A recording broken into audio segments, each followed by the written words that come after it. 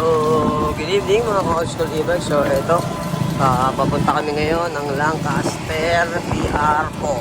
Yan, hatid namin itong e-bike na pinabenta ni customer. Brand new pa, 15 days pa lang sa kanila unit. So may nakabili agad na customer taga Lancaster. Yan, naka-plastic pa, kita-kita naman upuan, walang issue. Yan.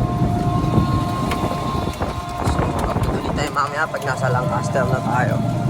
Okay? Alam mo na, walang iba. Old school e-bike lang yan. So, ayan. Yan. So, ayan. Malubog ang amaw.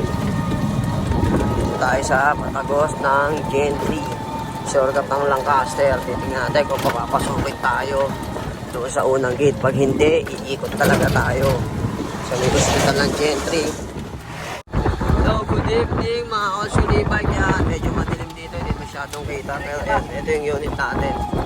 Okay, nasa loob na tayo ng Lancaster. Ayan.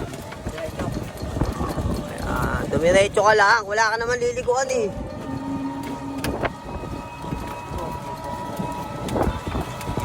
Yung ano yun. Exit the roundabout onto Westwood Avenue. Continue on Westwood Avenue for 800 meters.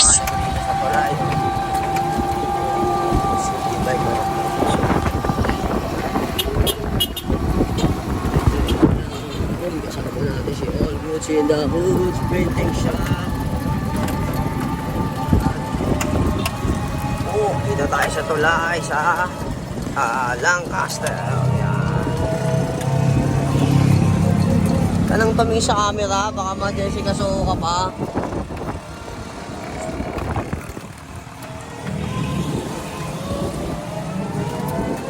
So, ang punta natin ngayon ay PR4. Brighton 4, Lancaster. Yan. So, yan. Kamusta sa mga... Oh, bilis, ang bilis. Ang laki agad ng views. Punta hello sa mga 100k viewers natin dyan. Ito, deliver kami ng 8i. Bilis pumalo 100k views. Yan. Lancaster. Mamaya na ulit pag nasa BR4 na. Let's go!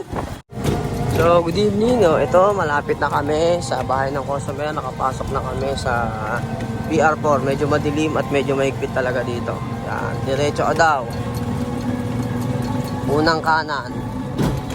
Yan, magaganda bahay dito. Daming e-bike.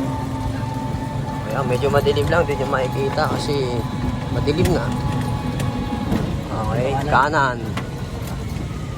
Ayan. Tapos kaliwa.